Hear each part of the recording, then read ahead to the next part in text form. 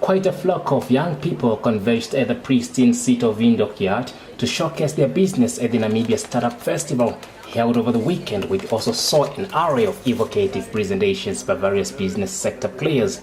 The villager took time to salvage through various products on display, as well as engage the young entrepreneurs on how they are faring in the current challenging business climate. From dolls to candy, green solutions and software to fabric, Namibia's emergent generation of smart minds is adopting a hands-on approach to business by either unhooking themselves from former spaces of employment or running side businesses to make all ends meet. As much as their products are uniquely different, but what seems to tie them together is the burgeoning desire to dare be independent, as well as the ever-present menacing challenges that comes with the structure of the competitive market space and hardships in accessing capital. Their fledgling businesses have all the hallmarks of starting small and the desire to take all spaces taken by imports, most of which flood from South Africa. Welcome to the Namibia Start-Up Festival. We're talking to her. Deshi. Now tell us about your line. What do you have here? So my name is Deshi Fukameni. I'm the sole founder of AfroPrint line. And what we do is we use offcuts to make these wonderful products. So I go around tailors like Ingo and I collect these offcuts and make these wonderful products. We are trying to promote our culture at the same time and produce fashionable, trendy items for the Namibian community and tourists. Why did you think of getting into African prints? Because African prints have beautiful and colorful, outstanding patterns, and people, like, you can spot them from a distance. Can you just share with the world how you started this business? Did you just start? Well, I love fashion and color, and it's hard to get patterns like these in shops. So I was like, you know what? Let me provide these items and make them available to everyone that shares the same passion as I do. So my products, I personally have never been out of Africa, but my products have got markets all over Germany and so forth. I was about to ask whether you just sell here in Namibia. Now, how are you coping with this current economic scourge? I think everybody else is feeling the economy right now.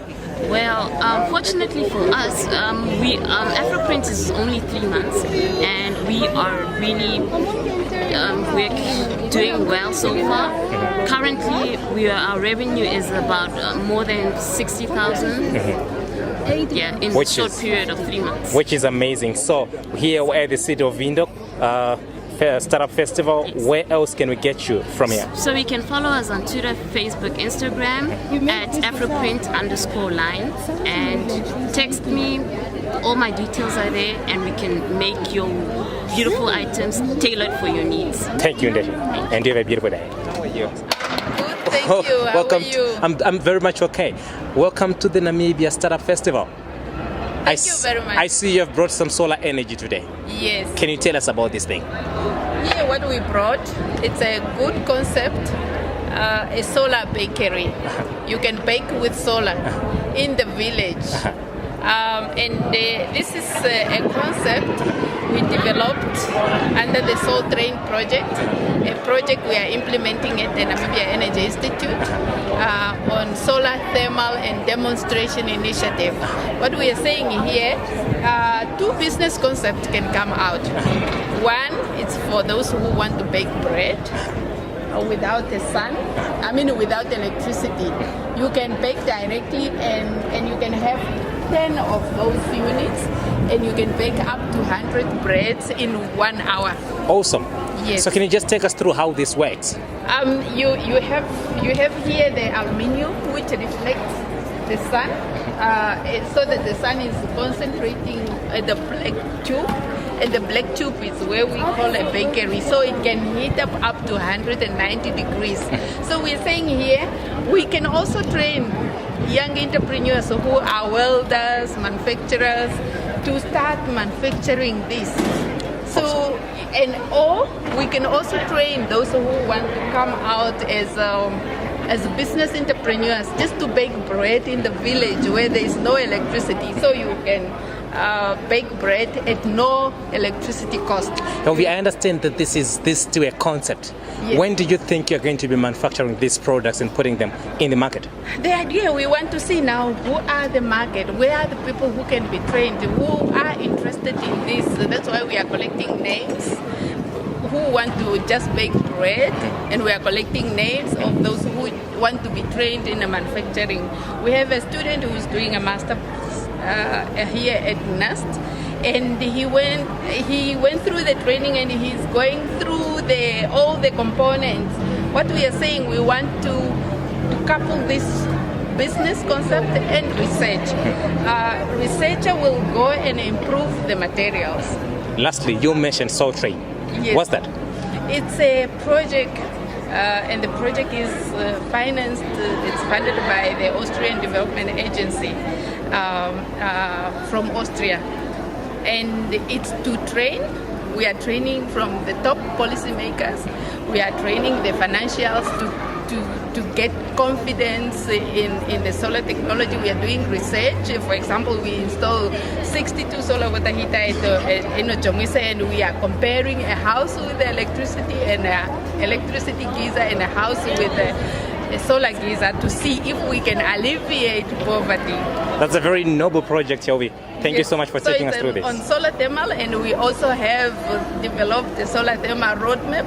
So we are training policymakers, we are developing curriculum for the university and vocational training centers, and we are also training the financials to take confidence and start financing solar technologies and solar thermal, particularly the solar water heaters, so we can reduce the cost of electricity and also the generation of electricity in Namibia. I understand I'm speaking with Mr. Andreas today.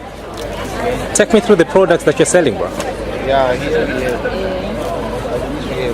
garden envelope, we have fridge magnet notebook, this one. We also have different notebook, A5 notebook. We have gift box. The gift box are these ones. We usually have the conference folder. They are now out of order. They are finished. Same apply to the photo album.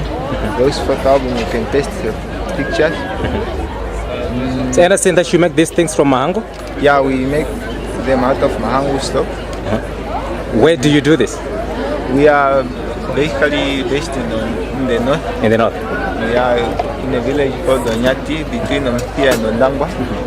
It's where there is our manufacturing there, a workshop, and we also have a craft shop there, whereby we sell this product. All right, so you make this from Mahango? Yeah, from right. Mahango. Are people buying this? I understand that it's only you guys that are doing this, right? Yes. Are people really buying these envelopes? I mean, as compared to the traditional envelopes that you know? Yeah, like mostly our consumers are the tourism when they are passing by, or maybe we are in the show like this one. Most of them, they are tourists. People out from outside, they are the one who really like these products. What makes these ones, besides the fact that you make them from Mahango, what makes them unique? I mean, as compared to the traditional material that is used to make envelopes and other material? Yeah, what makes this unique? Firstly, these are locally made in our regions here. And they are very cheap to get, and they are strong. When you can touch it, I was about to ask how strong they are. it's hard. Okay. Yeah. All right. Mr. Andreas, thank you so much for taking us through your product. Thank you too. Have a beautiful day. So here you're selling some products, proudly Namibian-made products. Yes. I'm talking to? Dafika Munyama. Can you take me through the products? Okay, well, we have a small family-based company that deals with organic and health products. And over here we have our organic and unrefined coconut oil. It's A grade, and it can be used for your hair, the skin, as well as internally. And we suggest taking about 2 tablespoons a day. It helps with correctifying your digestive system, fastening your metabolism. It helps with belly fat as well, and it's like a natural energy booster. Okay, Yeah. so all the material that you use to make these products, do they come from Namibia? We only use one material, and that's coconut oil, and in its raw form. But it's sourced from Thailand. My older brother lives there, and he like watches the whole extraction process, how it's made in the factory, the production, and all of that, and then he brings it back here. Can we find any of these products maybe in some retail outlets here in Namibia? Yeah, you can check Fountain of Health. It has 2 locations, one in Eros Shopping Center, one in Maroro Mall, and also Wesleyan Pharmacy. You know, we find a lot of people really get to complain to say that Namibian products get to be very expensive as compared to products from other countries. Why is this so? Well, I think they take into account the shipping and all of that, but we try to have like as little markup as possible so that everybody can benefit, because after all, we're trying to promote a healthy lifestyle, and people have the mindset that it's very expensive, but we're trying to make it as affordable and easy access as possible. And being in business and having this economic scourge, how are you coping? It's hard. It's very difficult, but day to day, slowly, it's a process. When you say it's difficult, are you talking about demand getting to be weak because people's pockets are... Well, both.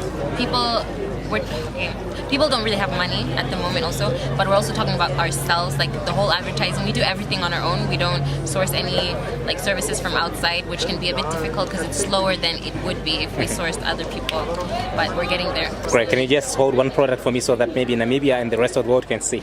And what's that? This is organic coconut oil. Yeah, Cocoa Essential. Awesome. Thank you. Thank you. Amazing to talk to you. Have a beautiful day. Here at the Namibia Start-Up Festival, and I'm talking to... Christy. Yeah, Christy, you're selling some dolls. Yes. Tell me. Let me tell you about the dolls. Yes. The balloons that we're having. So her name is Tati. Tati is a proudly Namibian doll. She's African. She has a curly mop afro. The idea behind Tati was to find a doll that our kids can relate to. A doll that's as beautiful as they are. A doll that enforces the message that dark is beautiful, kinky afro hair Wakanda is style. Exactly. I mean, the conversation is about that now, and we thought what better time to do it. So Tati is obviously the Oshibambo name. Her name means Tatati, which is my father said, which says my father has validated that I'm beautiful and I'm worthy, so I shouldn't want to look like anything else. And the market being so flooded with those that come from the western side of the world, Exactly. How difficult is it to penetrate? It actually isn't difficult because that is more like an emotional buy. When I see her, I feel I wish I had one growing up. So I definitely would buy one for my goddaughter or my grandchild or my daughter. So she technically sells herself. Right. What we've done is we have also created friends of hers. So there's Bahimwa, who's Herero. There's Lesedi, who's Tswana. Can you see them? Oh yes. Well, the friends didn't make it to the show. Okay, I see. But this is the range of her friends. Great, I see the detail now with fashion. Exactly. There's clothes, Gomez, typical, who's yeah. Nama. Her name says I was shown mercy. And then there's Telamo, who's from the Caprivian region.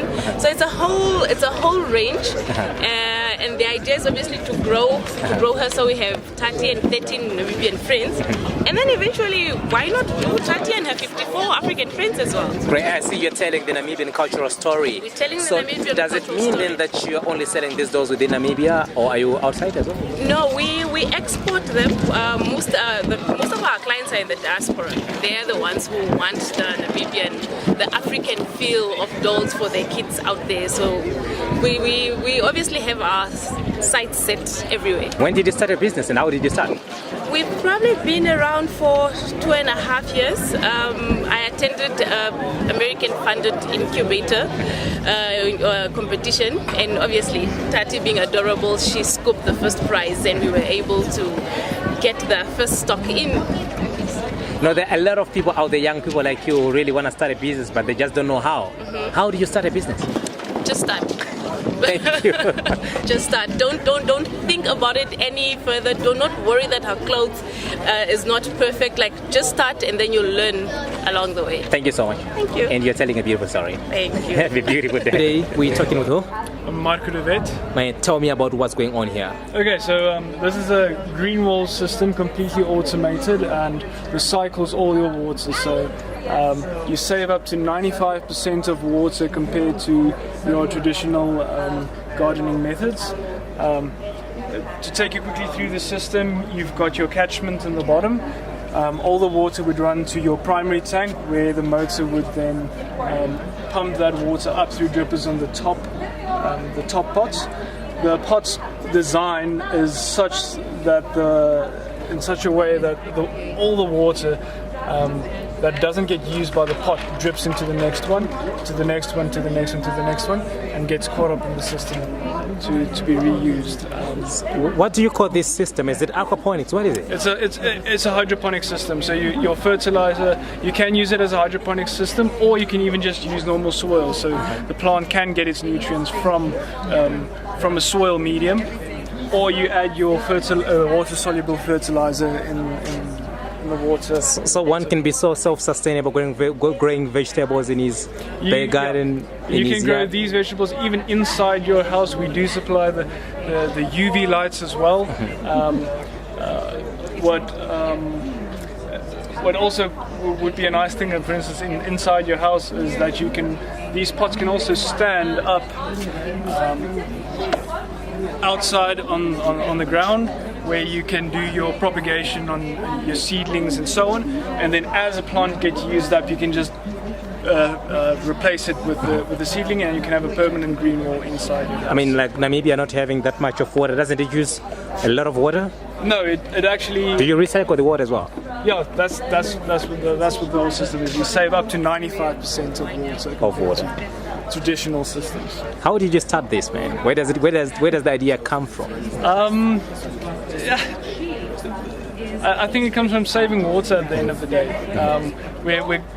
Water is scarce; it's a resource that we should all take care of, and to grow your own vegetables. I mean, why would you give water to a plant and leach 95% of it at the end of the day if you can save that water again and reuse it for that same? I understand that you're selling some marshmallows here, and these are proudly Namibian products. 100% Namibian made. How many flavors do we have here? Can you just pick one up and show us? We have 5 flavors. Okay, so here we have mint with chocolate, and we have coconut flavor, and then we have strawberry with cream, and we also have vanilla and cinnamon, as well as lemon. So in total, there are 5. With so much marshmallows coming from South Africa, how difficult is it for you to sell these in the Namibian market? It is actually, because please answer that. Answer this question. It's pretty difficult because our South African competitors have taken over the market already. So I'm trying to penetrate into something that's already saturated, so to say, not really. But yeah, and also there are certain standards I don't meet now, which they have met for years, which is making it a bit difficult. But it is possible, just with a little bit more time. Great. Awesome. And we're talking to who? Victoria. All right, we're talking about back design. Back design. Man, take me through the products. Okay, so everything is stitched completely by hand. There's no machinery in the studio at all. So we cut everything with inti cutters and then punch the holes, and then it's stitched with 2 needles with like a saddle stitching method. So it lasts a lot longer, the actual stitching, than it would on a machine. Then all the leather is Namibian, so we don't import anything. It's all locally produced, locally sourced. I've got 2 Nama ladies and a Damara guy that helps me with the stitching and the making of the products. And at the moment, we're pretty much selling off Instagram and Facebook. That's where we get the most of our orders from. But then we also going to deliver to Gondwana. They're opening a new lodge in November, so we're going to be stocking from their placemats to the curio shop, doing everything for them. And then the products, each design is kind of things that you will need in your everyday life, so it's not unnecessary pockets and stuff.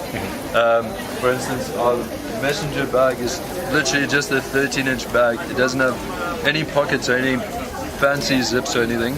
It's just a bag that you can wear and go to work or go to a social event and always styling. You can actually put your laptop or your tablet inside. So a 13-inch laptop fits in there, A4 booklets, your charger can also go in there.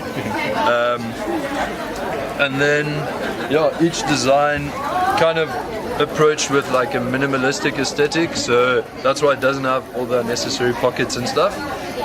And then we also use the raw edges of the skin, so normally designers would cut these away, but this way you make sure like every bag is literally as unique as it gets. So you'll never have the same bag twice, even if it's in the same color. So that way we kind of make ourselves a little bit more exclusive.